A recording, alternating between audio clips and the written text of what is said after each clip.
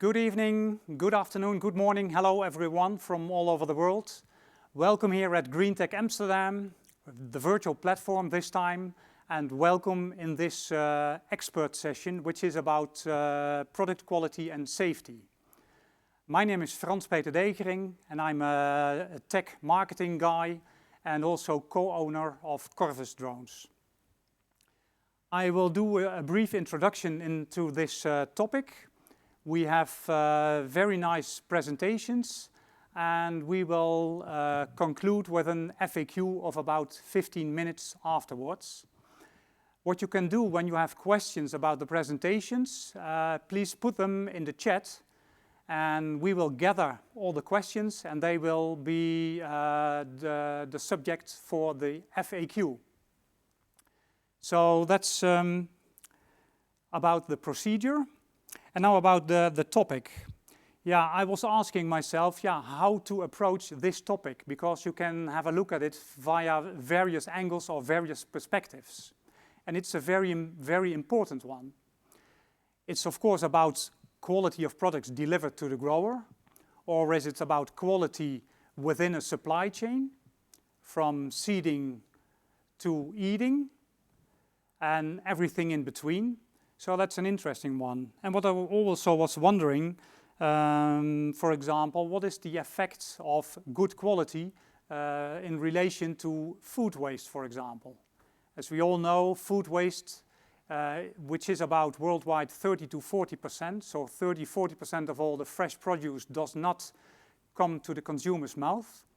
So is a good quality, in the broadest perspective, a solution to water efficiency? So I was wondering that. And also one of the speakers said, we need, or it is some kind of a paradigm is needed, according vegetables growing on core, and what's the effect on the product quality?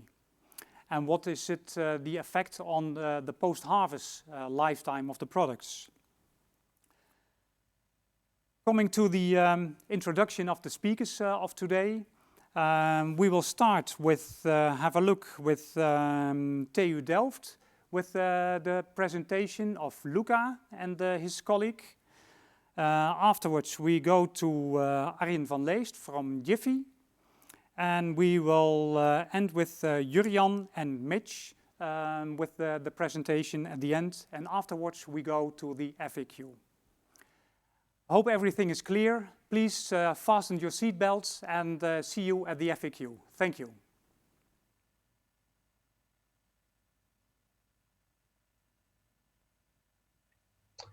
Welcome to the presentation entitled From RF Measurement to Fresh Produce Inspection. My name is Spirito, and Luca Galatro is the co-author of this work. Let me start by giving some definition. What is the parameter that we're going to try to characterize at high frequency? Is called permittivity. This parameter actually describes what is the response of a material, any material, also biological one, to an externally applied field. What do I mean by that? If we're looking at the composition of the material when there is no field applied, or when there is an electrical field applied, we can see clearly the difference of the material response. In this case, the material actually creates a certain electrical dipole, providing an internal electrical field to balance the external one. Moreover, this internal field will vary depending on the permittivity of the material, from low permittivity to high permittivity.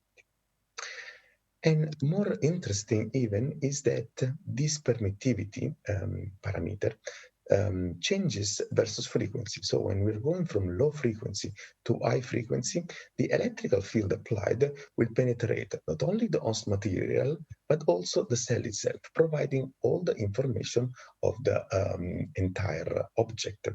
Now, this frequency dependence of a given parameter of the permittivity of a given material actually allows us to define a specific spectral response of the material that we tend to call dielectric fingerprint. Now, this quantity was shown already in the late 90s to be able to characterize and tabulate the various material. Here is shown, for example, the response of the brain in terms of the real and imaginary part of the permittivity. But on the right side also, we can see here that even biological material like mango can be characterized by their permittivity. Moreover, we can even identify what is the temperature in which the material is being present. So not only it gives us information of the material, but also the state of the material. So how would we calculate, how would we measure this type of material? We actually would need a sensor, which is nothing else than a certain line that is able to provide some electrical field at its end, in order that once we are exposing it to air, we would have a unique capacitance. As soon as we're applying here a different material, we actually measure the change in capacitance, and from this one, we can calculate this parameter, here expressed like the Greek epsilon letter, which represents the permittivity of the material. Now, as Lord Kelvin was saying, when we can measure something that we are speaking about, and we can express it in number, only at that point we will know something about it. So we decided in the last 5 years to take the project in order to define first measurement procedure. So we tend to create a test bench using instrumentation laboratory that are present in RF laboratory, like is shown here in the picture, and then connected to this specific probe that was able to interact and compute and measure the permittivity of the material. Then also we took the challenge of developing very high-speed models that were able actually from the measured permittivity to invert it and extract what is the composition of the various layers in case we are measuring a multi-layer material. So we thought at this point that we had enough tools and skills in order to tackle and realize application. And then we decided actually to consider the case of the mangoes. In order, we said that we would like to be able to characterize what is the intrinsic permittivity of the mangoes, only measuring it outside. How can we do that? Because from the tools that we developed, we could calculate the permittivity and actually schematize it into the permittivity of the outer layer, the skin, and the inner layer, the pulp. So we took this challenge and we decided to validate this technique. So we first did the measurement that everybody with the capability of measuring dielectric response could do. We place the probe outside the mangoes and we characterize its permittivity response versus frequency. This is a complex number, and that's why in the figure you see two curves, one for the real part and one for the imaginary part. Then we also did what everybody else could do. We cut the mangoes and we measure its inside, so directly measuring the permittivity of the pulp. And now we can see again two curves, the real and the imaginary part of the pulp permittivity, which is now expressed by the purple line. Then we went doing what only we could do after developing our unique technique. We took the gray curve, we applied our inversion algorithms, and we were able to calculate now this blue curve, which actually represents the real part of the inside of the mango without cutting it, and the imaginary part of the permittivity. And as you can see, the curves overlap very well, providing a good consistency of the method with the direct internal one. And this one, the light blue one, was obtained without cutting the mangoes. So at this point, we thought that we had enough understanding of this technique in order to develop this technique in an application case. And this is where my colleague Luca Galatro took it up and together with Vertigo technology, make it become an handheld and production line sorting devices in order to characterize the properties of fresh produce. And this project was called Fresco. Since the DNA of our research group at the university was a microelectronic one, we also decided to integrate all the functionality that you saw in the previous cases with this large benchtop instrument in a very small footprint, few millimeters squared sensor, where we would have multiple readout sensor, all the electronic component, and all the readout channels. This one was integrated in a low-cost, high volume production technology, and it's shown here in the figure where we actually can see the multiple readout points up to 25 that was integrated in the sensor. So first of all, we showed that we were capable of reproducing exactly what were the responses of the benchtop instrumentation from the curve that you can see actually here on the bottom right. And then, since now we had the capability of reducing size so much, we were able to have not only one measurement point, but many of them, in the specific case, 25. And then we were able also to construct images which were functional. We actually were describing through an image the variation of permittivity of the material over a 2D plane. So here, for example, on the right, we can see how we were able to resolve a small bubble of olive oil inside a solution of propane oil. And here we can see the permittivity of the olive oil inside the solution. So where we are in the world of today, we're actually looking at the next application. So where this small integrated sensor, which is called the eSense, can be actually employed in pre-harvesting monitoring, where, for example, we can monitor the drain water that goes into greenhouses, or in the post-harvest monitor, where we can actually, inside the big distributor, check the metabolic activity before the storage of fresh produce, or the potential presence of insect inside the fruit, or even going to the storage and consumer type of application, where this sensor could be integrated in boxes to monitor how the storage of the material is progressing, and if there are any warning signs, or even at, let's say, consumer level distribution, or even at the consumer final application, where we can actually use this sensor to monitor what is the quality of the press produce, and if it's getting deteriorated and is losing this quality. So before actually it becomes waste. In conclusion, we can say that RF dielectric sensing is a very powerful technique, and it can be applied in many different biological sensing problems. The capability of having a frequency fingerprint that's unique to a material and its states actually allows us to overcome a often ill-defined problem, which is trying to understand what's happening behind our visible eyes. So, for example, inside a fruit without cutting it. Moreover, the unique technique that we have developed throughout the years also allows to bridge the gap between a pure academic research and a true application environment. Let me conclude now by acknowledging all the partners that contributed to this fascinating research. Thank you very much for your attention.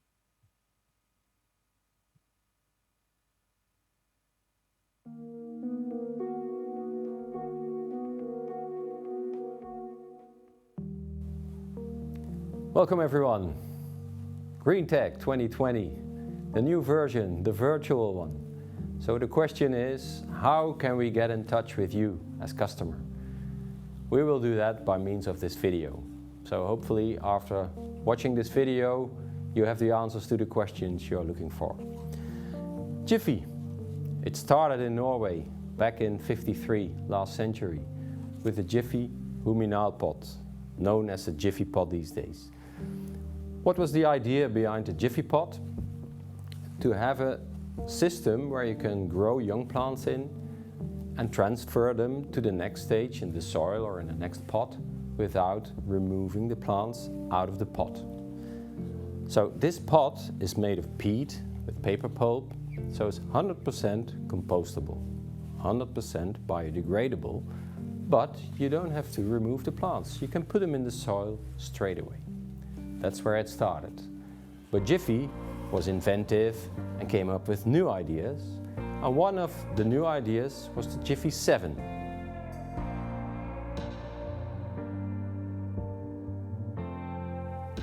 Jiffy 7. Why Jiffy 7? It's a compressed, dried product, and if you add water, it expands 7-fold. That's the 7. It was originally made of 100% peat. Jiffy 7. But in the 90s, we saw an increase and a bigger demand for alternative products than peat. And one of these products was coir. Coir is a product made from coconut husks, a leftover product from the fiber and the coconut oil industry, And this core material had specific characteristics which were of added value in a potting soil mix and also for us in our Jiffy 7. So we ended up with a mix of 60% peat and 40% core, and we named that one still Jiffy 7 because it still expands sevenfold. This core material has proper characteristics in terms of water-air ratio and fast rooting, where the peat has advantages in the stability of the fertilizer supply to the young plants. So this combination was a powerful product. But as the demand for core was growing in the world, we experienced more and more problems with the quality. So where we expected to find the top quality, we sometimes had a top quality and sometimes a very poor leveled quality product of core. But the success of the combination was such that we decided to continue with core. So the decision was made in Norway to start up our own facilities to produce core materials. And we ended up in Sri Lanka. So the next step after this was, what else can we do with our products? And the next one was the grow block. The Jiffy grow block is made of the same core material as the Jiffy 7C and is used to propagate young plants, mainly vegetables or bedding plants. Sri Lanka is a tropical country. By origin, the coconuts have always grown there, so there's an abundance of coconut trees available, so also coconuts available. And the last 100 years, professional growers have created farms, coconut farms, to grow these coconuts for the coconut oil. The good thing for Jiffy then is that there's this abundance of coconut husks. What we do, we bring in these husks from the farm straight to our facilities and start our production procedures.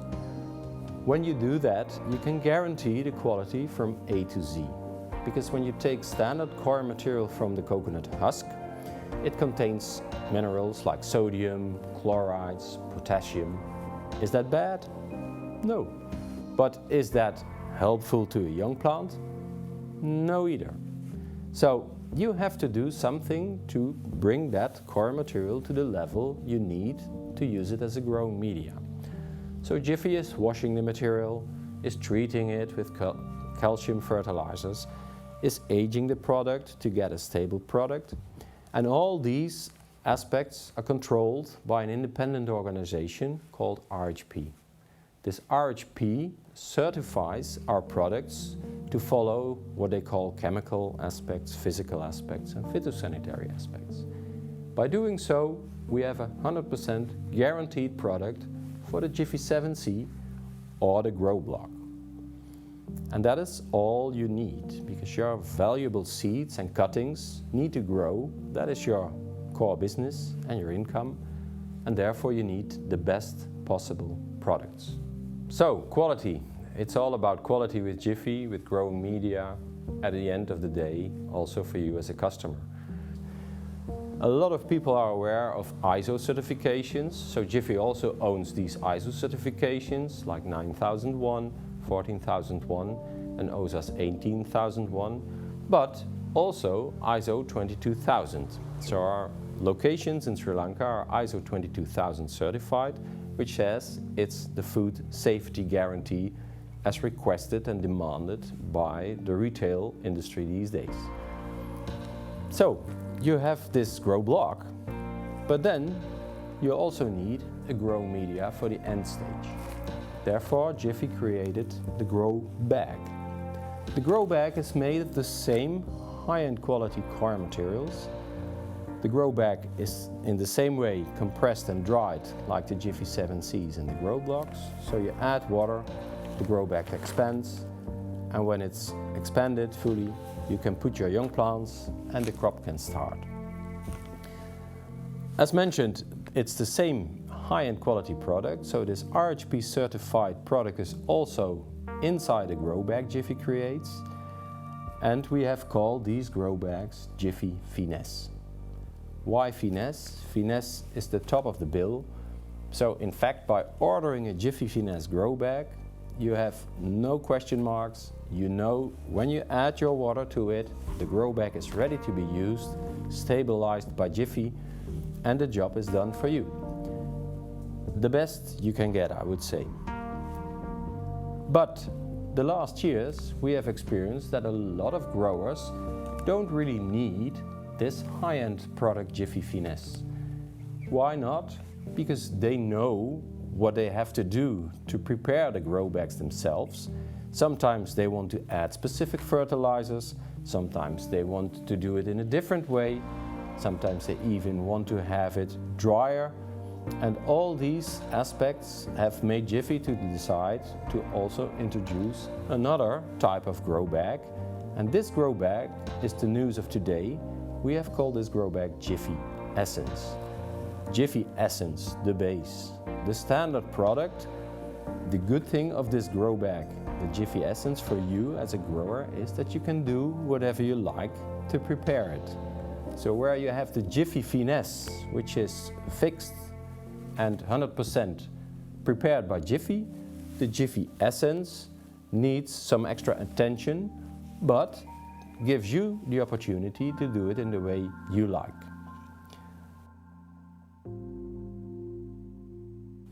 So Jiffy Essence. What is more to know about the Jiffy Essence? Because you have to do some treatments yourself. That means Jiffy hasn't treated these bags like the Jiffy Finesse. That saves money. So when you order Jiffy Essence, we guarantee that the cost price of the bag for you has a benefit. So the bags will be slightly cheaper, but you have to do the work yourself. But still you get the guaranteed raw material qualities we use as incoming material to produce grow bags, and we guarantee you the full service Jiffy is offering you in terms of conditions for delivery, the product you get in dimensions, so the specifications, and the after sales. So you buy a Jiffy product, but it's not only the invoice you get, it's also the after service by the salespeople or the product managers. Jiffy Essence, a name you shouldn't forget. Thank you very much.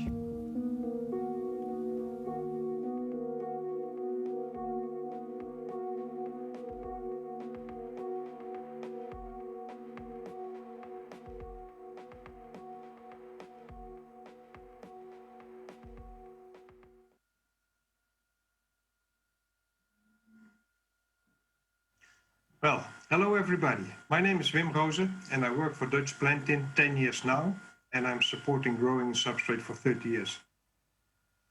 We have an animation and a company video on our YouTube channel and our website, and you can follow us on our social media. Today is about coir and how it relates to food safety. Dutch Plantin has itself goals in order to create a better world and a healthier environment. Some are small, some are big, but all have a positive impact on and improves people's lives. It's about a healthy environment today and tomorrow. The 5 major pillars are CO2 reduction, about that, water savings, labor, wellness, and circular. You can find it on our website. The company is established in 1984, and after some years we realized that we can only be successful in this business by exploring own factories. Giving orders to third parties will always go wrong and will create claims and worse, unhappy customers. Meanwhile, we have our own factories, our own facilities for R&D, sales, finance and logistics, all based in India. Together around 30 staff employed in the office and over 1,000 staff altogether in the factories. In 2001, the volume of cocoa produced was around 500,000 cubic meters, and last year it went up to 10 million cubic meters altogether in coir. And there are estimates for 2050 that the volume could go up to 40 million cubic meters. The company is owned by the family Van Doren in Boekel in the Netherlands, and in the Netherlands we supply pot and soil companies in Germany, Belgium, and some in England. And further, we market our compressed coir worldwide to over 55 countries. We are based in India, 14 factories, in and around Coimbatore, the most, and the big one is in Madurai. We employ over 1,000 full-timers, and we produce 2,500 containers a year.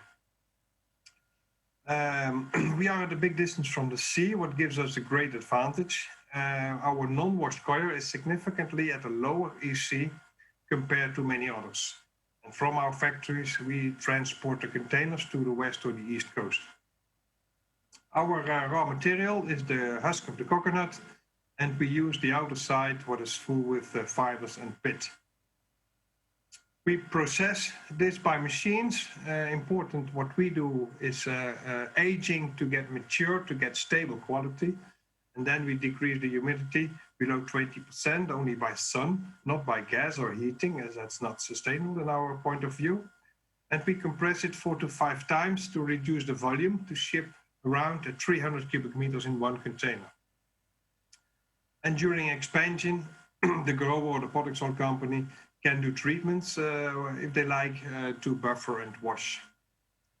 After that, it's ready to use as a pure substrate or as in a mix with peat moss, for instance. We produce mostly 5 kilo blocks. It's in several qualities, washed and buffered, for example. And besides that, we make briquettes in several types, the standard ones, 650 gram, and some others. Grow bags, slabs for vegetables, flowers and soft fruits, and pots for last year's many going into blueberries. Back in time, just after the war, there was a big shortage of food, and to be in short, it's a chemical industry developed a lot to treat all the pests and diseases with fungicides, insecticides, herbicides, nematicides to protect the food and to our more healthy food. And it did work very well, but the amounts used went up sky high. It was a very big industry, and the horticulture, agriculture were flourishing like never before.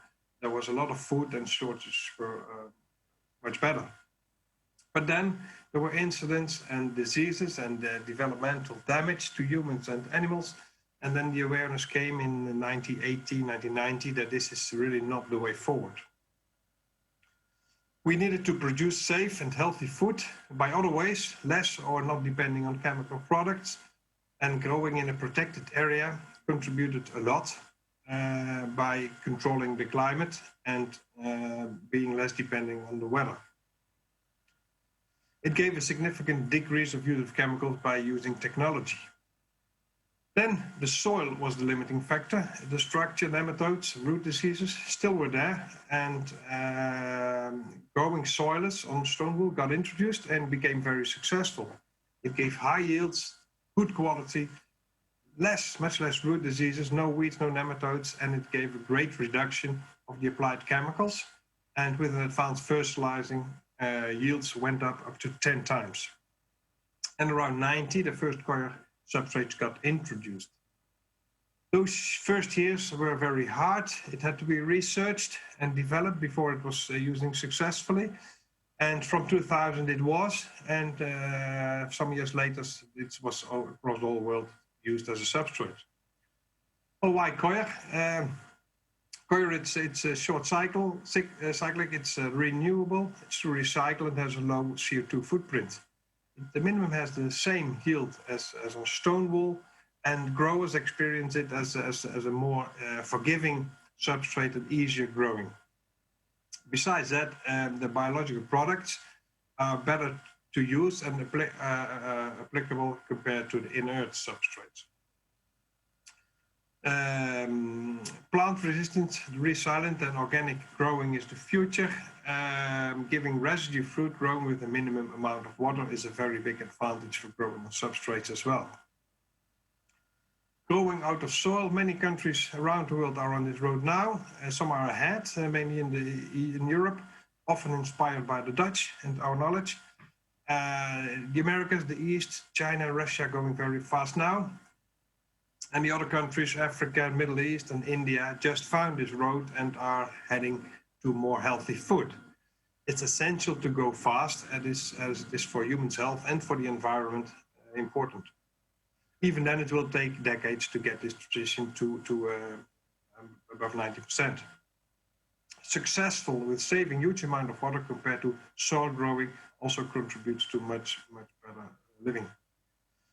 This research from 2004 from Wageningen University is showing what I talk about. The Netherlands has a big lead over Spain in terms of sustainable crop production those years already. In Almeria, there was an estimate 19 times more active ingredient used on tomatoes and 16 for peppers, 26 on cucumbers. What gave a lot of pressure on this chemical approach. Growing take place in budget tunnels or covered with plastic or nettings, and this Spain can be taken as a good indication for growing nowadays extensively in soil, that the old-fashioned chemical approach. And the Netherlands 2004 is still representative for nowadays or average growing in high-tech greenhouses across the world. Now we are doing research in Wageningen University to make a next step to go to emission-free growing. And we have shown in trials in 2016 in peppers, and we had it in 2017 in cucumbers, that the amounts of sodium stayed low enough to keep going without any disposal of rainwater, with good results. So substrates for growing sustainable vegetables, flowers, potted plants, strawberries, soft fruits, anyway, all successful going on cocoa nowadays. It's thanks to our staff in India, lots of people doing lots of work every day. We take care for them, for the kids, for the patients, for the wellness. And well, thank you for your attention, and I hope to see you next time. Thank you.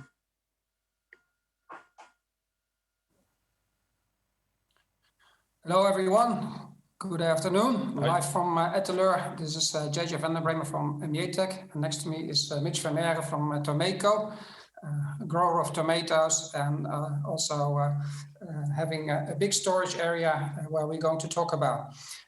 This is quite a different topic. This is not about anything in the greenhouse, but basically from post-harvest onwards, once your products have been harvested and go hopefully to the consumers, and how to deal with that. For that, we also worked out a solution, and if you look at the whole topic, why is it relevant? What has to be done in terms of post-harvesting? Frans Peter has mentioned already in the introduction, food waste is a big issue all around the globe, and especially this whole point of the food waste that is happening in the distribution. So we might know that we are, as consumers, are throwing away our stuff, and it's getting up in the garbage bin when it's over time. But in the distribution chain, there's a lot of food waste as well. So from that point of view, if we can get tomatoes or flowers, anything going from the greenhouse to the consumers in the right way, that can save a lot. This presentation is not about trying to change the world. We would like to keep it concrete as well for the audience in terms of what is involved. And for that purpose, we have a less than a minute video explaining a little bit the challenge that Mitch has been facing and what this is all about. So here we go.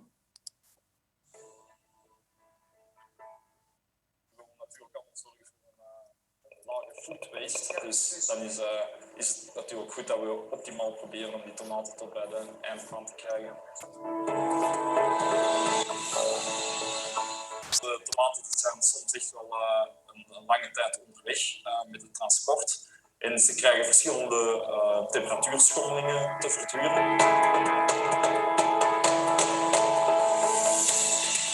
We zagen dat de sporendruk van de schimmels soms echt wel te hoog waren en dat we daardoor ook kwaliteitsproblemen kregen. Na een toepassing met de verneveling zagen we echt wel de schimmeldruk afnemen.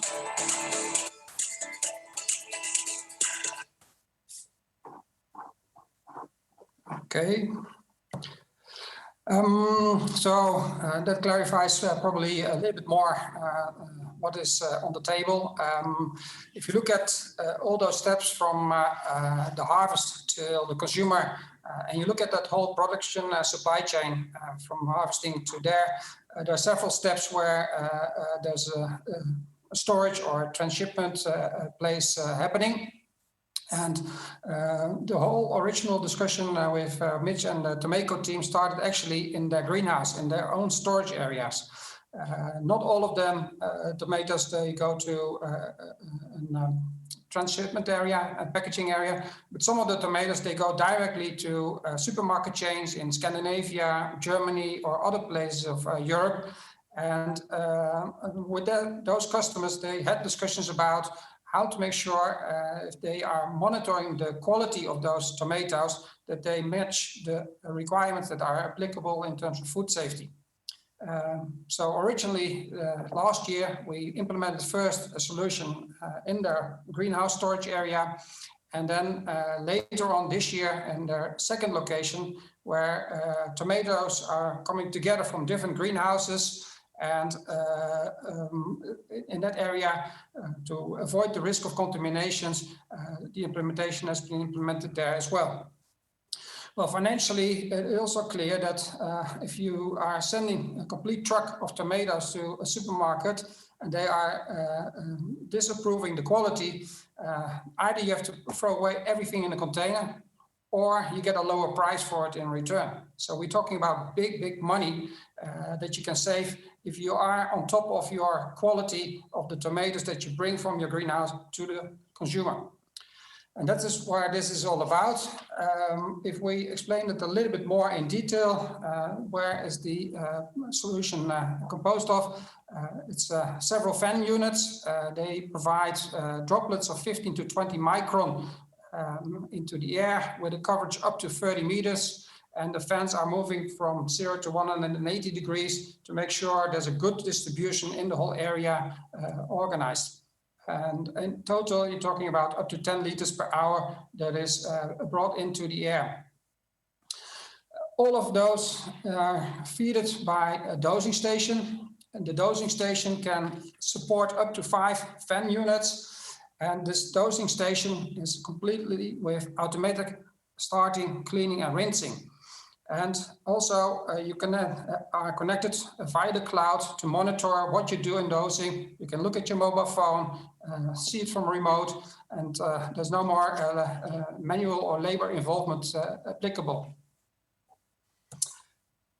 Then also, with the help of our own technology with Huasan, there's a dosing agent that has been brought forward in terms of making this happening. And it's a approved Huasan version, TR50, that is usable for spraying, fogging, and water treatment. So that was one of the things to be looked after also. How can we do it? What we see is that this is highly effective against bacteria, viruses, and fungi. It's supported by all the standards. It's from a regulatory point of view compliant. We know hydrogen peroxide, it sounds scary sometimes, but in the end, it's very biodegradable and leaves no residue. So in the end, that's a real a good outcome. And in these days, and the last bullet point, it's also even effective for coronaviruses in that area as a side product. Having said all of those are the building blocks for getting this established. And we have Mitch here next to me. And I also asked Mitch if he can say something about the implementation journey and the challenges that you have seen. So yeah. Mitch, what are those? Okay, thank you, Jurnjan. Because the Tomato Group stands for quality tomatoes, we also want to control the post-harvest environment. Therefore, our 9,000 square meter package hall must be free from pathogens such as bacteria, fungi, viruses. It was not evident to find the right system and product for reach this goal. So yeah, we went to Emjetech and we go in conversation with them, and we felt direct that they want to look to a custom-made system of solution for our company. After a while, they started with they installed the system, and now we are using it every night. When the package hall is free from people and tomatoes, and on a regular basis, we monitor the pressure of the pathogens, and we see that we reduce the level very hard. So yeah, we are very happy with the result, and yeah, we see that the quality is go again a step forward. Perfect. So thanks a lot, Mitch, for explaining that as well. I think the point is here also, the building blocks are there, but the implementation, each grower, each end user has to go through that journey himself in terms of how to deal with this, to check with the local authorities in terms of how to comply with the food safety. I think you did a check here also with the Flemish institution. Yes, indeed, yeah. So that has to be taken into account. Also, the people from Rome are familiar with it in terms of, what is in terms of compliance applicable in Germany or France or other places in the world.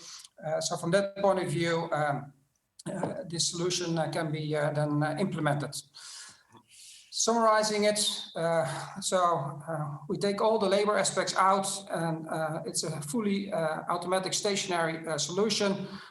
It really helps to reduce waste, food waste in a big way, and financially, this is real something with just a couple of months payback time. So from an investment point of view, you're really in top of control of how to get things organized. And having said that, we'd like to thank you for your attention.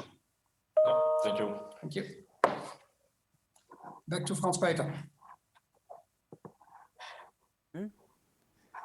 Okay, welcome everyone. Thank you presenters for your interesting presentations. And we have some questions from the audience. I felt also so free to ask some questions.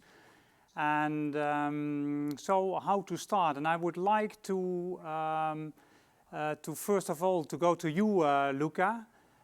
So what I was wondering, you are at the end you're making a sensor which you can apply in the supply chain to measure quality. But did you say is it one-to-one related? So the less the permittity is, the higher the quality, or what could you tell about the relation, or what did I misunderstand? Thank you for the question. No, actually, what we do is that we use these microwave measurements, including the direct permittivity, to extract quality attributes. So there is not a direct thing that you can say, the higher the permittivity or the lower, the worse the quality. What we do is that we use it to extract parameters like bricks, or firmness, suitable acidity, and ripening, browning, and so on. Yeah, okay, thank you. Yeah, that clears up a lot, thanks. Yeah. And so we have two companies presenting an organic product, a substrate. And I was wondering, so it's an organic product, and how does it fit into an organic movement? Because it could have that the opposite of let's say the positive aspect that it's an organic product is that you affect nature, despite of the fact that you are using a waste product, which is the coconut. So Wim, what would you like to tell a bit more about that? Well, yes, what we do, thank you, Frans Peter. Yes, we do respect organic produce and also in soil, as these growers have done a great job to get there where we are now. Growing organic in soil has been and still is a real challenge, and especially by the large volume for the roots, that makes it hard to manage and steer the crop. The question is actually, can we produce enough food by the organic way in soil, as the costs to produce are pretty high, much higher compared to growing on substrate. So maybe there is a good compromise, is that using all the technologies that we have on substrates implemented by the organic ambition as much as possible, and using coir as 100% organic substrate. I think that's the best way forward. Yeah, okay, thank you. And could you say that coir has a positive CO2 effect? Because I think you mentioned at one of your slides that it has a low CO2 impact, so a low negative impact, but why isn't it a positive impact? Because you're taking away organic material that already consumed CO2. Yes, correct, Frans Peter. From origin, it is as a waste product. It is positive, but then as it is produced in India, Sri Lanka, cocoa has to be transported all over the world, and that gives a little bit impact. And actually, compared to peat moss, when you compare cocoa with peat moss, then it is more positive than peat moss is doing. Yeah, yes. for sure. Yeah.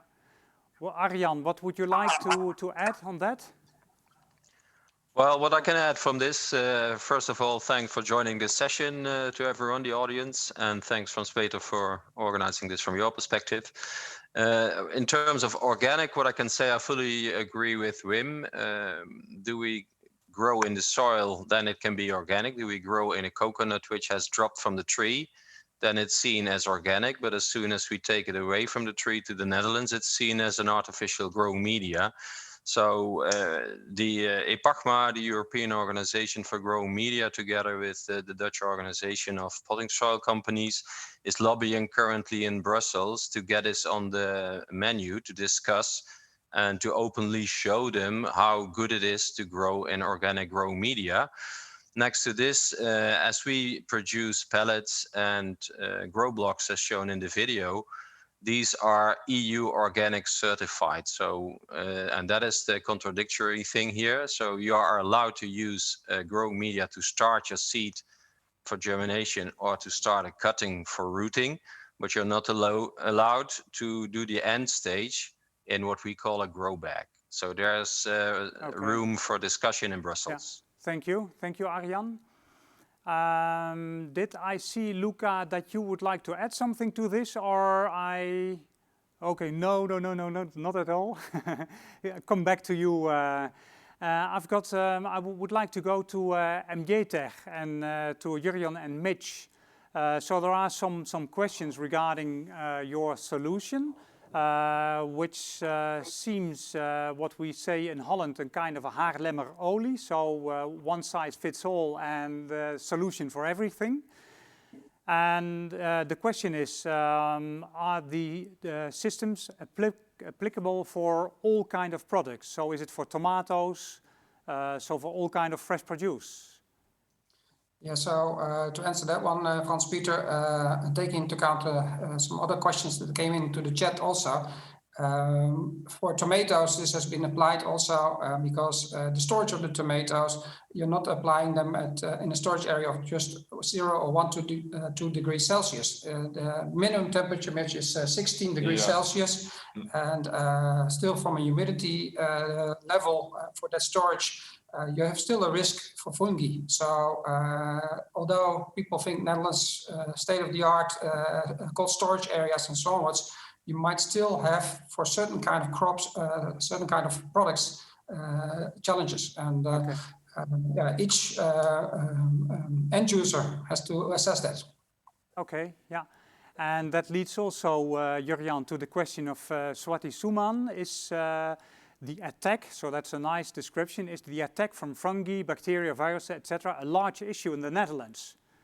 I think at the moment, but that's kidding in general. So is there a difference between countries?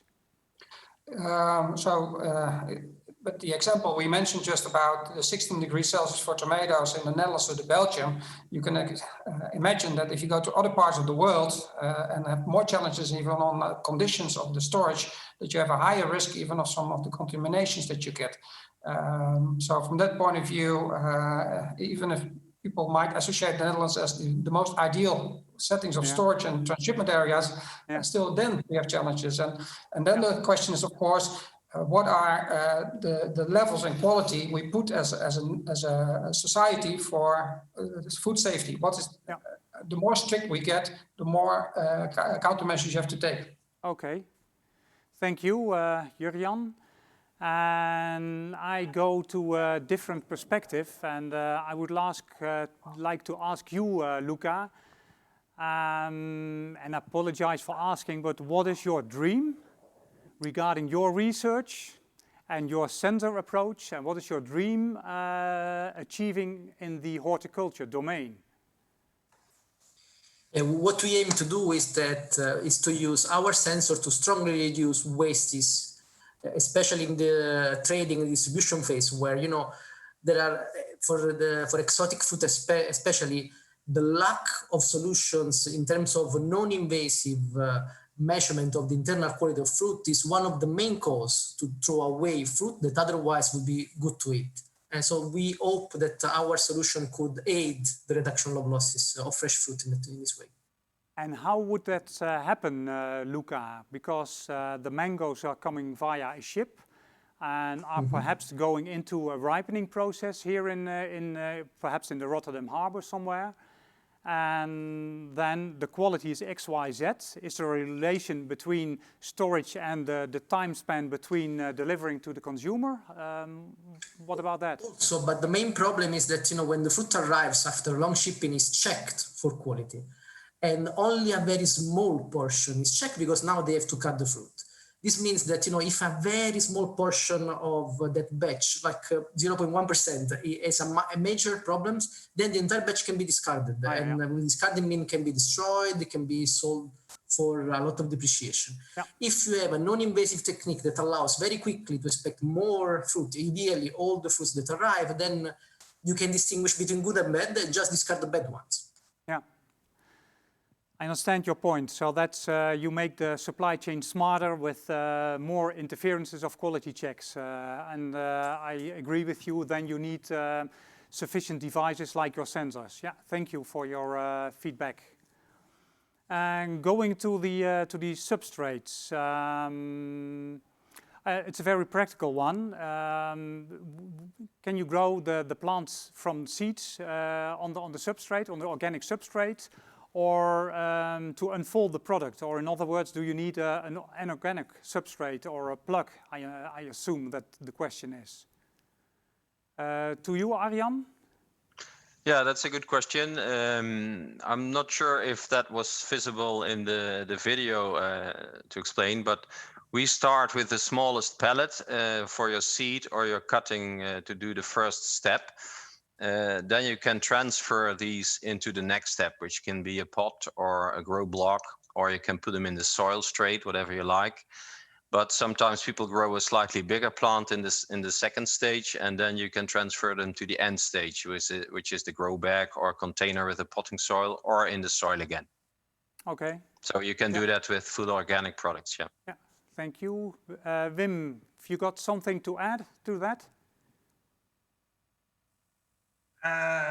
Yes, if I understood well your question, that is when to put on a seed in production stages. Was that the question, maybe? Yeah, you just in black white said, can you put the seed on the organic matter and does it grow? Yeah. So it does grow, but it's done always locally at the grower's place because varieties are different everywhere. So it's not done in the production country itself. So it's better to do it at the grower, yes. Okay. And Wim, what about your organic substrate, the coir, regarding to circularity?